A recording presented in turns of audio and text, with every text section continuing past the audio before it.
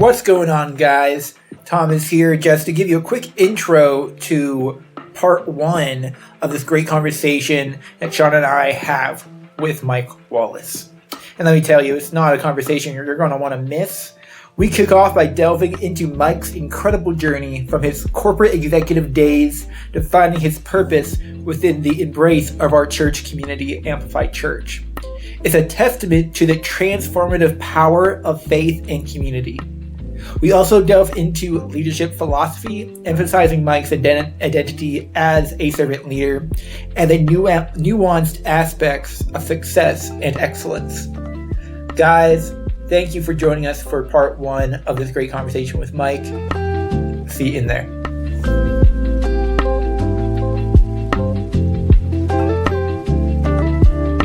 All right, welcome to this episode of Technically Short. I'm Thomas. And I'm Sean. And this is the most enthusiastic intro we've had. We've had a few special guests recently. And this time we have Mike Wallace. Let's go, Mike. What's up, everybody? It's great to be here. Thank you guys for having me. Yeah, for sure. And if you guys don't know who Mike is, I think a lot of people who are listening probably do. But if you don't know who Mike Wallace is, he's come into our lives through our church, just like a lot of people that have been on the podcast, and he leads would be the proper term. Yeah, leads, manages the Inspire Collective Ministry for Amplify. Yeah. And we're going to dive into it. We'll dive into this a little bit later on. But the story of how you came to the church, I really want to dive into. Absolutely. Absolutely. An executive to unemployed to then working at a church. Yes. And some people hear that and like, what? That sounds like a downgrade. But yeah, we'll go into it though. Absolutely.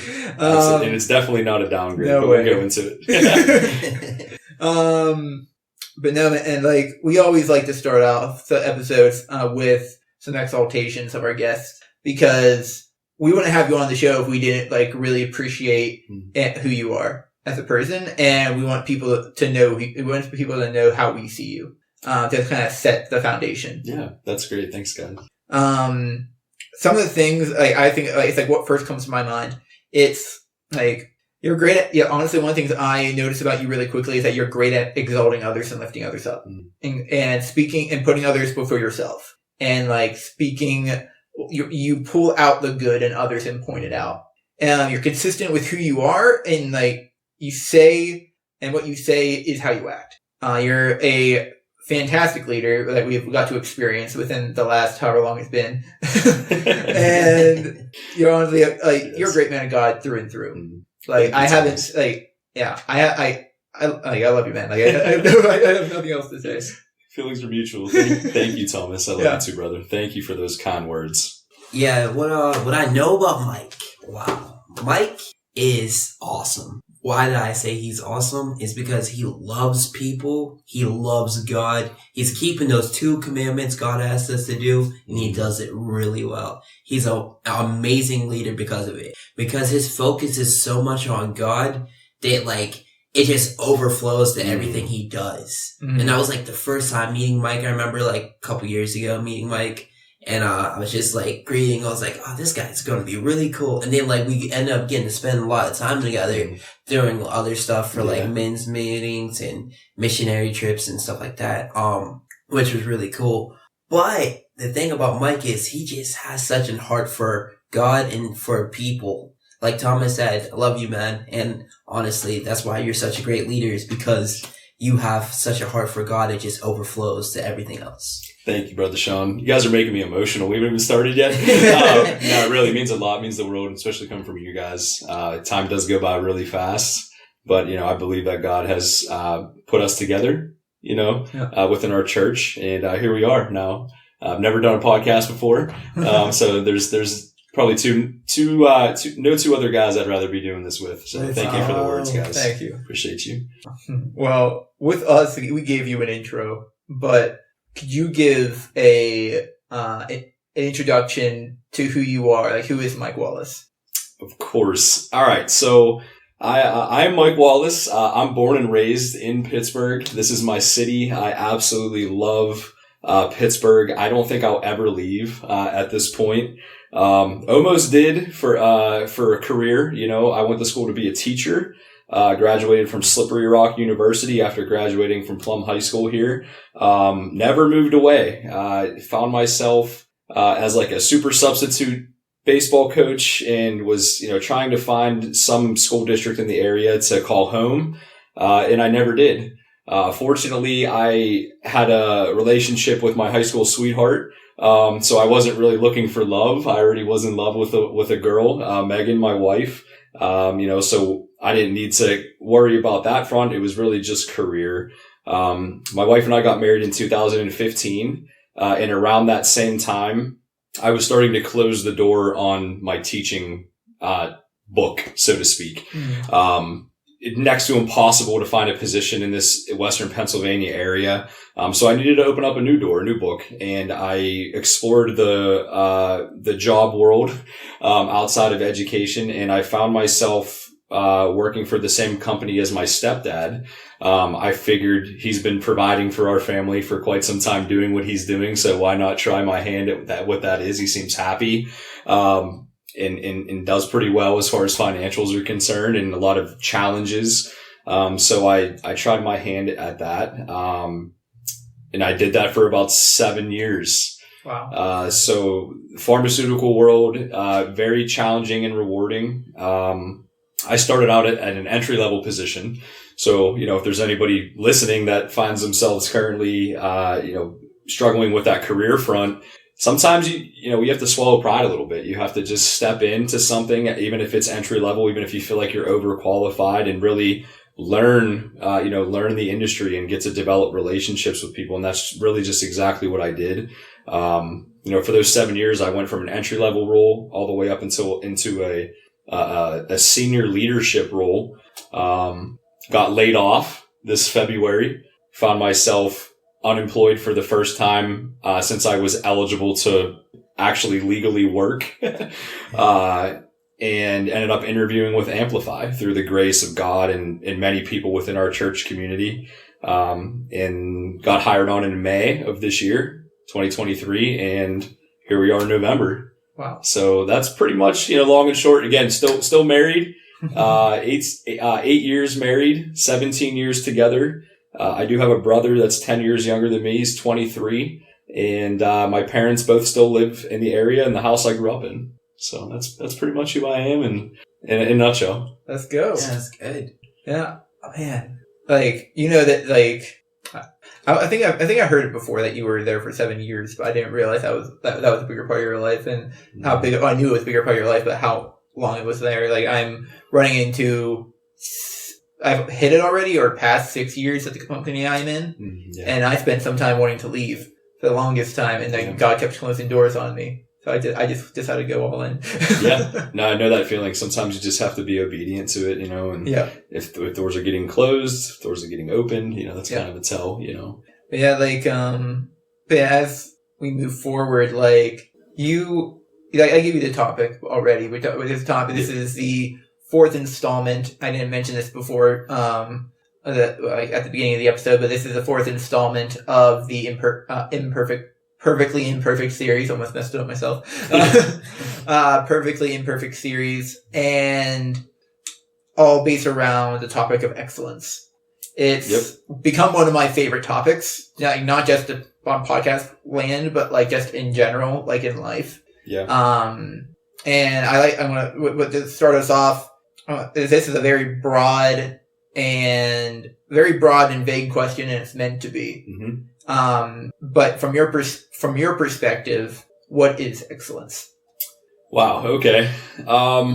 So I think excellence is basically how you are measuring your success or failure, or how you are setting the stage for whatever it is that you're trying to accomplish in life. I spent the better part of my life, I would say, striving. I would say trying to win. I'm very competitive. I think it's innate within us as humans that we all have competitive nature inside of us. But like winning, wanting to be the best at anything that I was doing. It didn't matter if it was board games, if I didn't win the board game, I was flipping the board game, or, quit wanting to, stop playing, or, the bigger things like, career, making more money, having title, the next title, like always looking forward, in not really realizing what it is that you have, and just being perfect, and that's not something that any of us are, none of us are perfect. Whether we are able to say that out loud or not, whether we are able to, come to terms or accept that, there's only one perfect, being ever, and that is, Jesus, and that was because he was not of sin. He came into this world, by God. So, for us, for excellence, it's something that we all value. Is definitely defined different ways. And it certainly can change, and it has changed for me, over the years. And I think how you measure excellence is really, determine what your definition is. If it's good enough for God, it's good enough. So that's kind of my measure of excellence now in my life is kind of that phrase, that statement right there. Whereas before, what's next? What more can I do? What more can I master? What more can I learn? How much more can I make? That kind of thing. And it's funny because even when Jesus was here, it wasn't good enough for people. Facts. So just take that for what it is right there. If it's good enough for God, it's good enough, and it's just innate within us that we even weren't satisfied with Jesus, the perfect being. When he was here on earth. So that was a long-winded answer. That was amazing. That was literally amazing. Yeah, that was a great explanation. Great, I like that. You went back to like striving for the next job title. And that, I think back to me right now in my job. I've been there, and it took 4 years it took 4 years for me to go from a junior developer to knocking that junior off my title. I would get so frustrated with them because I was like, when is that promotion going to come? And I knew my boss was rooting for me. I knew my boss wanted it to happen, but he wasn't the guy at the time for the paycheck. And it was the, whoever manages finances, CFO, I guess. But, I don't know, but there was something recently that my boss said, and I wasn't even thinking about this till just now, till I started talking. But the one thing that, we've just recently started having these one-on-one conversations once a week. And about leadership growth in the company, and what I can be doing to essentially be not be worthy of the next position, but what can I be doing to actually show that I'm putting my time in, putting the effort in. And he said something that was interesting. He was like, Thomas, I didn't think anybody on the team was wanting to or would be a fit to put into a higher position until you said something. And I think that's one part of excellence and growth is kind of taking ownership. It's taking ownership of your actions, taking ownership of you want to grow into something, but expecting it to just be given to you. Absolutely. If you don't mind if I jump in. So we live in a world currently where we are used to instant gratification. Even right now as we're doing this, right? We can just create this thing and instantly upload it, and people can instantly download it and listen to it. We are so used to that in every single aspect of our lives. So when it comes to, how we are functioning, things like career or things like, spiritual encounter or change within our hearts or relationships, you name it, we want it now, and that's the expectation, so every single time we do that, we're setting ourselves up for failure every single time. It's not up to us, it's in God's timing that that things will happen, and for a reason. And, knocking Junior off of someone's title, it's what everybody wants, but there's a reason why you're in that season. There's a reason why that you have that on the end of your title in that season, right? And there will come a time, if it's meant to be, that it will get knocked off. And if not, it could be the opposite. You could quit that job. You could be let go just like that, So I think it's important that our identities aren't rooted in things like titles or rooted in things like careers. Because a lot of times when we think of excellence, our minds automatically go towards that. Yeah. Because that is how we, are brought up. That's partially how I was brought up, which is, going to school, going to college, getting a job, getting married, buying a house, having a family. Those are all the things that that's what we know in this world. So, it's very easy to fall into that trap. And, I just wanted to kind of share all that based off what you just said. So. No, that's really good. So powerful. My question for you, Mike, would be, how do you lead with excellency? Yeah. Well, first and foremost, it is an absolute blessing, an honor to lead. I currently in my former, position, was a leader of leaders, so not only am I leading people, I'm leading those that are also called to lead, right? Yeah. So it's definitely challenging. It's something that I do feel that God has gifted me with. One of the biggest things that I would say to that question is, how you measure that is not by your own accomplishments or your own successes, like day by day or week over week or month over month. Like my mission as a leader of leaders is to gauge how everybody else is doing, if they are being successful in whatever it is that they're doing, that is my success. Like that is what I value, if that person has a good day or a good moment or a good service or whatever we're talking about, my mission was accomplished for that day, so rather than having people come in and punch the clock 9 to 5, it's not about what I get done or maybe, the negative things that are very easy to look at. It's what is it that made their day better? How can I make their day better? How can I serve that person? Servant leadership is something that I learned very quickly in my former position that also translates into the church community. We have servant leaders. Those are our volunteers. We don't call our volunteers. We call them servant leaders because that is what we are meant to be doing. We are serving others. It's kind of taking the pyramid and flipping it upside down to where I'm not at the top. Yeah. I'm actually at the bottom in, how can I help? What can I do? What do you need? Let me break down walls. Let me break down barriers. Let me get answers for you, and if if somebody says that, hey, we're going to do this, just making sure that gets done, and if not, communicating. That's so good. So there's so many different things I could probably say. The last thing I would add goes all the way back to my teaching days. When I was student teaching, I had a co-op that I was student teaching with. And one of the things that he said to me that's kind of stuck with me ever since is, if the teacher is working harder than the student, you're doing something wrong. Right. And that stuck with me over the years, where it's like, of course, as a leader, you're going to be working hard. You're going to be making sure that, you're working your way through your to-do list or, whatever needs accomplished, whatever we need to do to prepare and plan and pivot. But then what is everybody else doing?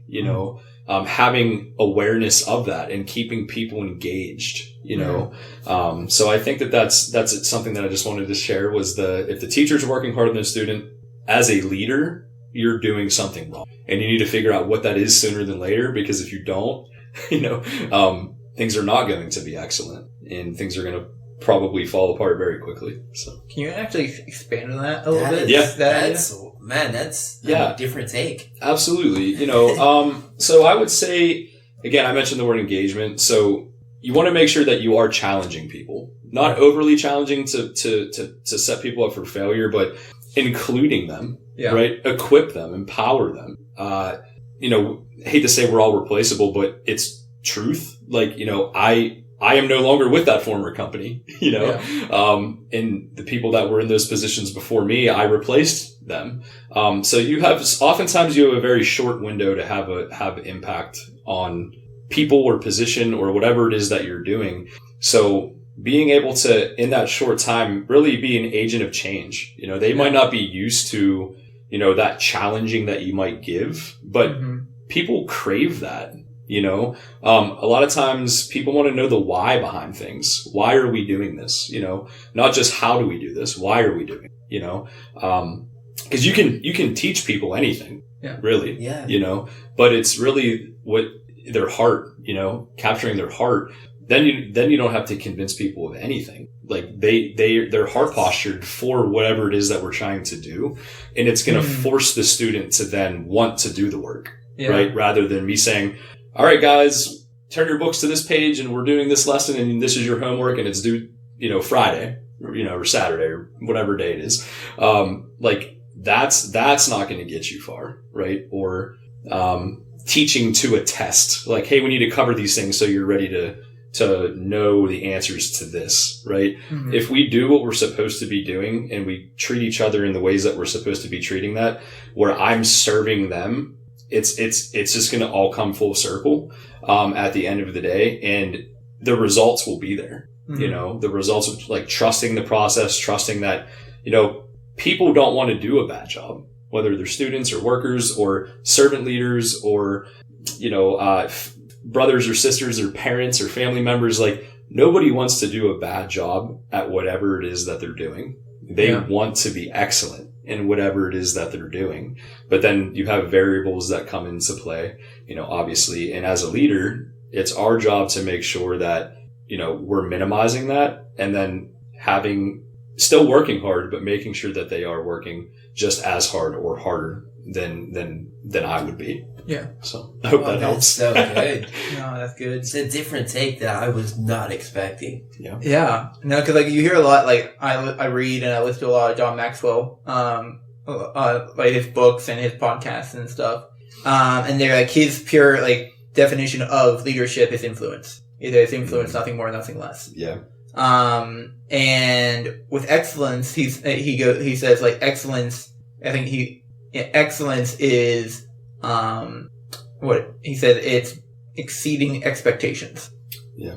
And one thing with that, I think it feeds into what you were saying, because like, if you're he says first, if you want to exceed the expectation, you have to know what the expectations are. Exactly. And then once you find out what the expectations are, like then you can't consistently exceed them. And once the expectation is now higher because you exceeded them, then each time, you're going to be working harder and harder. Mm-hmm. But that's also going to, like you said, it's kind of like people will see that you've exceeded their expectations of you as a leader. So like that's going to move their heart posture, because they're going to be like, wow, he actually does care. He actually does care. He actually does. Like, I didn't expect him to ask me about how I was after my mom died. Yeah. And I didn't expect, I didn't expect them to ask me how my kids are doing. Like, it's like, those are small examples, but like. Yeah. Just to jump in. Yeah. So sorry, you got me thinking. Go for it. So yeah, like it doesn't stop. Right. Right. Like there's not an end time on that mindset. Yeah. Right. Like it's not just, oh, my work day is over, mm-hmm. or the school day, or church service, or whatever it is that you're walking. Like it's all the time. It's everywhere. It's integrity. Like integrity plays really big into excellence, right? Like how I define integrity is it's what you're doing when nobody's watching. Yeah. Right. Like, are you still the same person? Yeah. Are you taking shortcuts on things? I'm a big sports guy, so a lot of preparation, a lot of off-season work would go into the actual season itself, right? And it's like, if you're taking shortcuts, then what is it going to look like 3 months from now, right? When we're in the middle of the season, and it's like, we shouldn't have taken those shortcuts, right? Or that one person or whatever it is. Are you going to call that person out, mm-hmm. and say, hey, come on, man, like you're better than that. Like when we get to the mid-season, like we don't want to look back and say, man, we could have went harder, right? Yeah. So like just to relate that, because I'm a huge sports nut, but it's the same thing in life. It's like I know that these things are happening, right? I know that maybe I have knowledge of that thing, and I do need to act on it. I do need to open my mouth and say it, even if it's after hours, or if it's outside of somebody that I usually interact with, or somebody that doesn't report to me, or somebody that maybe I had an issue with, before. Like being able to have crucial conversations and agreeing to disagree when it comes to excellence is only going to stretch who you are, stretch your character, and stretch your relationship with those individuals that much more. So, sorry, but that's where my mind went when you said that. No, that's so good. Yeah, because you don't gotta apologize. Yeah. You're good. Not at all. So I would like having. This is why we like having so like dynamically different people on. And it's not just Sean and I all the time. Yeah. Because you bring perspectives that we wouldn't have on our own, Yeah. and we get to grow because of this too. And now we get to, and the podcast allows us to give it out to other people. Yeah.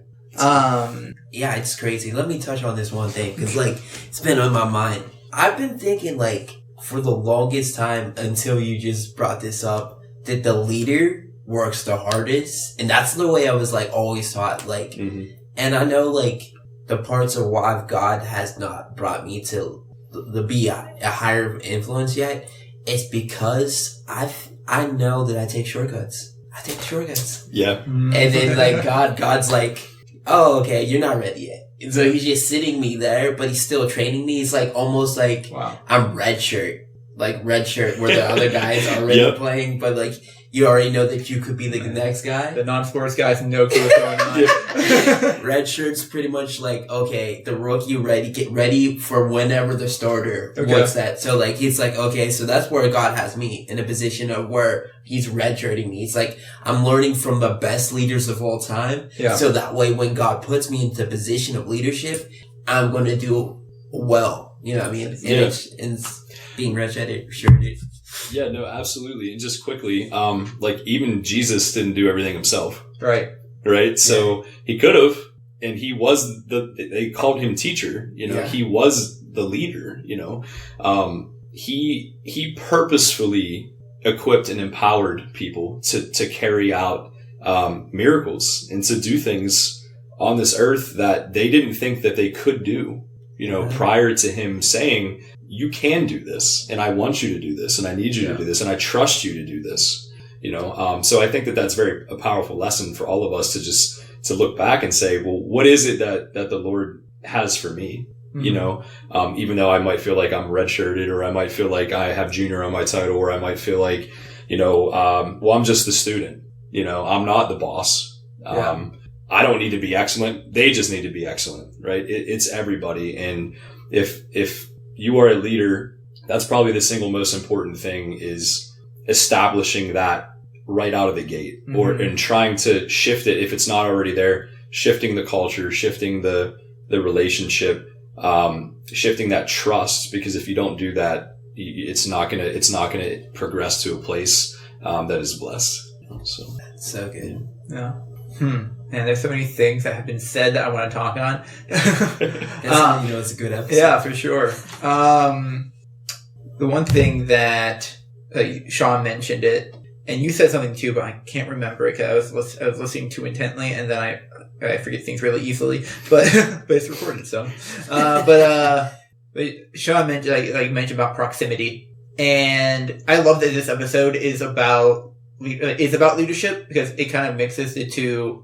It kind of mixes the two of my favorite topics together. Mm-hmm. But with leadership, say in your life, some people say proximity. I've heard Tony Robbins say proximity is power. There's proximity. People say that you're the average of your five closest people, or you have your inner circle. As you've been growing through, as you went into the executive role, as you went into, and even as you went into Amplify, what role did that inner circle play in your life? Wow. Yeah, that's a really good call out. All right, guys. thank you for listening to part 1 of this awesome conversation with Mike. I hope you enjoyed it as much as we enjoyed having the conversation. And we weren't planning on having a part 1 and part 2 with Mike. However, once we realized how long the conversation was, it made so much sense to make it into 2 parts so that as many people as possible listen to the whole conversation, because it will change people's lives. So, alright guys, we'll see you next time, next week, with part 2.